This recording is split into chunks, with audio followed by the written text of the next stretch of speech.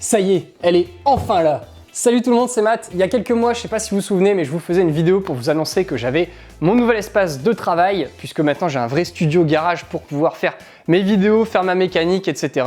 J'ai bien avancé sur le projet et j'avais toujours dit que je vous ferais une vidéo complète pour vous détailler tout ce que j'ai dans ce garage, sauf qu'il manquait encore un truc avant de pouvoir vous faire cette fameuse vidéo. C'est ce qu'il y a dans cette boîte. C'est mon pont élévateur moto. Et oui, parce que j'ai décidé d'investir dans un pont élévateur pour le garage, parce que l'air de rien, entre les tests de pneus, les préparations, les modifications, bref, je fais quand même beaucoup de choses sur les motos, et à chaque fois je me retrouvais comme ça, ou comme ça, bref, dans des positions pas toujours très pratiques et des fois fatigantes à la longue, notamment pour le dos. Donc je me suis dit, allez, comme je vais passer pas mal de temps quand même ici, je vais essayer d'investir encore mes dernières économies restantes dans un pont élévateur. Au début, j'en avais commandé un Marolo que j'avais commandé sur le salon de Lyon. Je vous avais fait même une petite story en disant ça y est, j'ai commandé mon pont et tout, je suis trop content. Sauf que, en fait, ils m'ont rappelé une semaine après pour dire on a un souci de dispo sur les vérins, donc vous pourrez pas vous livrer avant juin. Je fais attendez, vous rigolez, j'en ai besoin pour beaucoup plus tôt que ça. Et donc, résultat, comme ils n'ont pas su me trouver une solution, qu'ils n'ont pas réussi à accélérer les délais de livraison, j'en ai parlé à Motoblues, parce qu'à la base, ils n'ont pas de pont élévateur moto sur leur site, vous en trouvez pas sur motoblues.com, sauf qu'au final, ils m'ont dit, bah ouais, mais en fait, on est en train de commencer à bosser, à référencer des ponts élévateurs et tout un tas de modèles dédiés pour l'entretien de la moto. C'est génial, j'ai fait, trop bien. Est-ce que, de ce fait, vous avez la référence que je chercherais, à savoir un modèle de chez Bikelift qui est électro-hydraulique et surtout qui est full black, histoire que ce soit quand même stylé dans l'environnement. Ils m'ont dit, bah ouais, pas de souci, il est dispo chez Beer, là, le fournisseur qui référence Bikelift, donc on peut te l'avoir. Et donc voilà, je l'ai commandé chez eux. Donc vraiment un grand merci à eux parce qu'ils m'ont aidé en fait à pouvoir faire l'acquisition de ce pont. Et c'est super cool parce que j'étais vraiment en galère avec cette histoire de disponibilité. Donc là ce que je vous propose, et moi d'ailleurs j'ai qu'une hâte, c'est de déballer cette caisse en bois et de commencer à l'installer juste ici puisque ça va être son endroit où il va être positionné. Et de voir un petit peu tout ce qu'il faut paramétrer et configurer. Donc on attaque tout de suite. Fais péter le cutter. Ça se voit que je suis content? Ouais, je pense. Je suis un vrai gamin là. Depuis le temps que je l'attends ce truc, vous imaginez pas.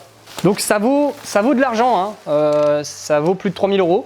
Je le sais, mais c'est volontaire. J'ai investi pas mal d'argent ici et dans tout ça parce que je vais vous expliquer très bientôt quelque chose qui est profondément changeant pour la suite de la chaîne. Mais ça, je vous en parle dans quelques jours. Hop là. On va essayer de pas tout péter. Trop bien, trop bien, trop bien, trop bien. Voilà, mon petit tapis mécanique Motoblues qui m'a servi pendant des années, que j'avais acheté il y a au moins 4 ou 5 ans facile. Il va pouvoir être mis à la retraite vu que j'aurai mon pont. Je vais pouvoir le mettre ailleurs, peut-être ici. Comme ça évitera de foutre de la flotte partout quand je rentre la moto et qu'il pleut. Quoique, la valise Lone Rider, ça fait un super support. C'est solide comme truc. Hop, voilà, valise Lone Rider. Ça, c'est fait. Donc, ils disent bien dans la notice de ne pas sortir le pont tant qu'on n'a pas tout retiré. Alors je sais, sacrilège, le ciseau à bois, tout ça, mais on s'en fout, ça ira. Tac, et voilà. Voilà.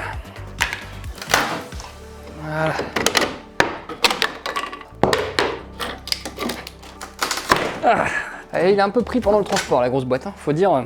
Ça vient d'Italie, c'est fabriqué en Italie, les Bikelift, vu que c'est italien comme marque. Donc il a vu un peu de pays, puisqu'il a fait Italie, puis chez Beer, où il a été stocké jusqu'à ce que quelqu'un l'achète, comme moi par exemple. Et ensuite, il a fait Beer jusqu'à l'entrepôt de Carvin, où se trouve le siège de Motoblues. Et enfin, c'est arrivé ici à la maison par transporteur.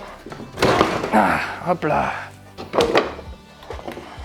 Je crois que c'est le plus gros investissement que j'ai jamais fait de ma vie dans du matériel. Le deuxième truc qui m'a coûté le plus, c'est le sol de ce garage. Et ça, c'est le plus cher, puisqu'il y a beaucoup de choses, vous verrez quand je vous expliquerai dans la vidéo, où c'est de la récup.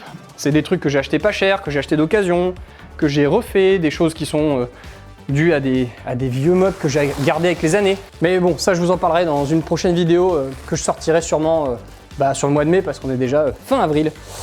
Bon, on se déballe ça un petit peu pour voir ce que ça donne. Watch, oh là là.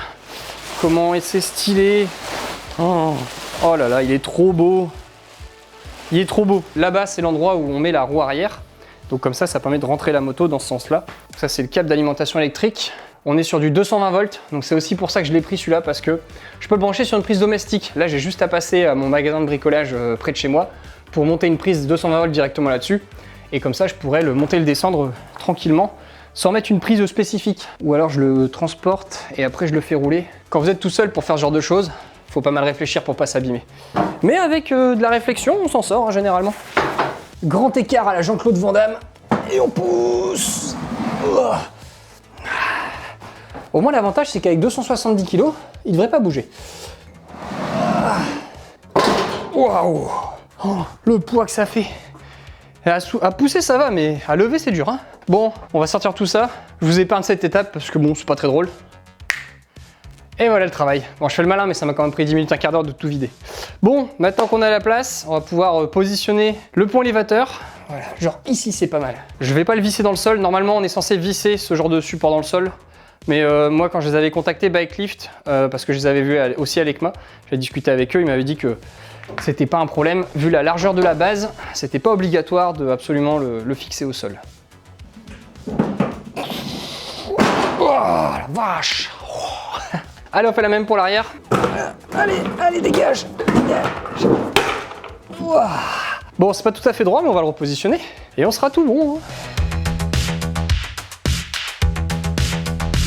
Ok, donc là, on a acheté tout ce qu'il faut. Donc j'ai du câble électrique. Et comme ça, on va rallonger le fil, puisque là, il va arriver justement dans le meuble, ici sur le côté. Mais il faut que je le fasse passer jusque derrière, où il y a ma prise électrique. Donc on va faire ça. Et puis j'ai commandé aussi une goulotte pour pouvoir mettre une protection pour éviter que le câble se balade. Comme ça fera propre. Donc on va brancher, là c'est en mode test, hein, parce que j'ai pas du tout fait mes passages de câble. Après ça va passer derrière le meuble, mais au moins on va voir déjà si ça marche. Et là, c'est le grand moment. Attention. Waouh! Putain, ça marche trop bien! C'est trop cool. Bah, il reste plus qu'à installer la rampe et il manque encore le bloc roue qui est encore en commande mais qui va bientôt arriver. Je vais sûrement le récupérer la semaine prochaine. Dernière étape, c'est monter la rampe d'accès, comme ça en fait elle se met sous le plateau quand je le lève et elle se recule quand justement je redescends le plateau. Donc là je dois démonter ces roues et ensuite comme ça je vais pouvoir les fixer directement sur ces petites pattes et le système comme ça suivra le mouvement en automatique. Allez, let's go!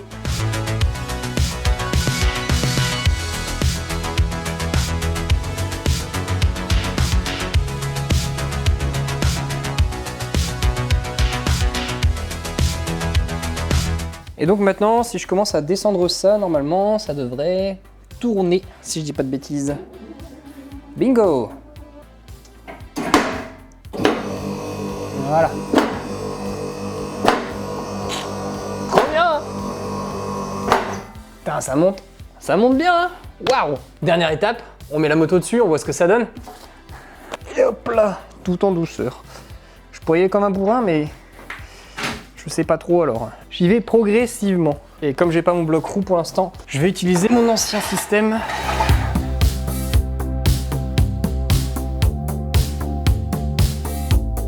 Et voilà. La moto est stable. C'est parfait. Donc il reste plus que l'ultime étape. Monter la moto et puis voir si tout fonctionne bien. Elle est centrée. Le mec il stresse. Non parce que bon, c'est toujours pas ma moto, hein. J'ai pas encore récupéré ma Triumph. 3e semaine de mai. Ça revient. 3e semaine de mai, elle revient la Tiger. Allez, on essaye. Wouh! Oh, ça fait bizarre ce bruit, mais non, c'est le taquet de sécurité.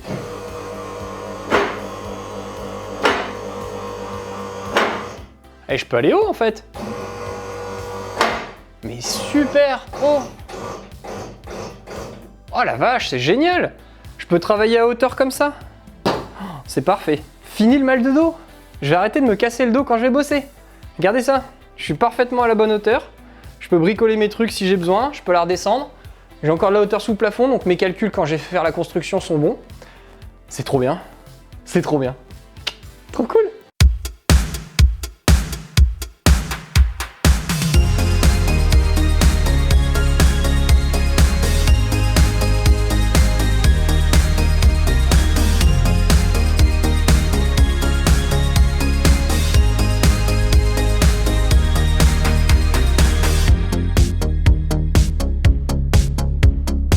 Bon, en tout cas, vivement que le bloc roue il arrive. Comme ça, en fait, après, j'aurais plus besoin de mettre ça.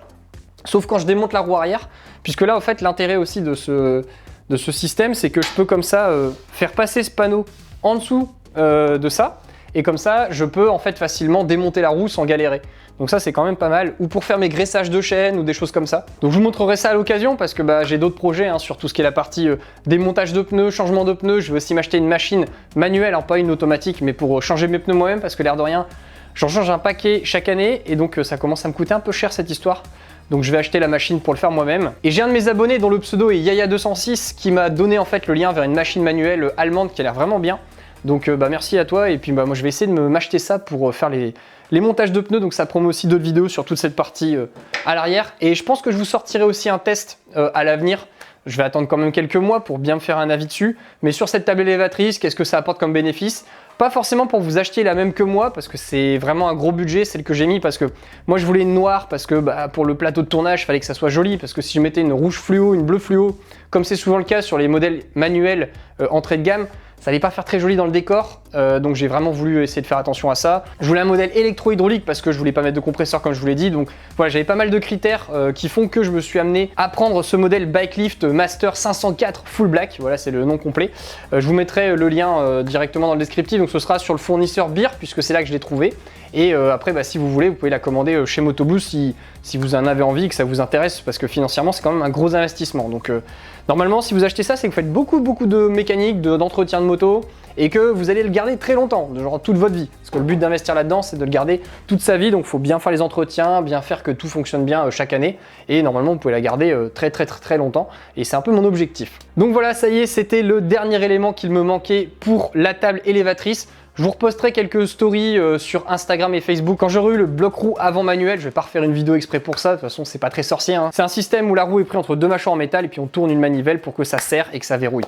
Voilà, rien de très compliqué, mais bon, ça va servir quand même pour la suite. Également, si vous voulez vous acheter une table élévatrice moto, donc pas forcément comme je vous disais la même, mais une moins chère, il y a maintenant des tables qui vont être disponibles chez Motoblues sur commande au service client. Donc moi c'est ce que j'ai fait en fait de mon côté. Je suis allé sur le site de Beer, donc B-I-H-R, et j'ai tapé table élévatrice puisque c'est un de leurs fournisseurs. Et comme ça, j'ai pu voir le modèle qui m'intéressait. Et puis ensuite, j'ai noté la référence et j'ai contacté Motoblues directement par leur service client en disant « Bonjour, je voudrais commander celle-ci. Comment ça marche, sous combien de temps vous me l'avez, etc. » Et comme ça, une semaine après, je l'avais à la maison. Donc ça va quand même assez vite quand on a besoin rapidement d'un produit en stock. C'est quand même mieux que l'autre que j'avais commandé où ils m'ont mis 3 mois dans les dents. Bref, c'est pas grave, hein, c'est comme ça, c'est la vie. Un grand merci encore une fois à Motoblues qui m'a aidé sur ce projet parce que c'était pas gagné de l'avoir rapidement et j'en avais besoin quand même assez rapidement. Donc vraiment c'est cool, un grand merci à eux de m'avoir aidé sur ça. Et très bientôt, je vous ferai une vidéo de mon espace complet de studio, tournage, garage, puisque il est pratiquement terminé. Il manque juste la porte qui est derrière vous à la caméra, mais ça on s'en fout, c'est pas très vital, elle est en rupture. Donc dès qu'elle sera là, j'aurai une porte vers l'extérieur, mais c'est pas très urgent. Tant que j'ai ma porte de garage, c'est le principal. En tout cas, moi je suis trop content, ça fait trop plaisir, on va pouvoir avancer sur plein de projets. Pour sortir les tests des pneus, je vais arrêter d'être accroupi pour vous montrer ça, donc vraiment ça va être super cool. J'espère en tout cas que cette vidéo vous a plu, c'est pas les tests comme d'habitude, c'est pas des vidéos off-road, donc c'est plus une vidéo vlog sur les évolutions du chantier studio garage. En tout cas, moi ça m'a fait super plaisir de vous partager cet événement pour moi en vidéo, parce que pour moi c'est un des événements majeurs de ce studio garage, c'est ce plateau intégré maintenant directement là. Donc c'est trop cool, voilà, j'ai dû répéter 40 fois dans la vidéo, mais c'est pas grave, bon, moi vous savez que je suis content. N'hésitez pas en tout cas à mettre le pouce vers le haut sur la vidéo, ça fait toujours plaisir, et à vous abonner grâce au lien que je vous mets juste ici si vous découvrez pour la première fois ma chaîne via cette vidéo. Merci à tous d'avoir regardé, et je vous dis à très bientôt, salut! Bon allez, on va le redescendre quand même, j'adore ce truc. Nice. Oh, c'est trop cool, j'adore. Salut hein.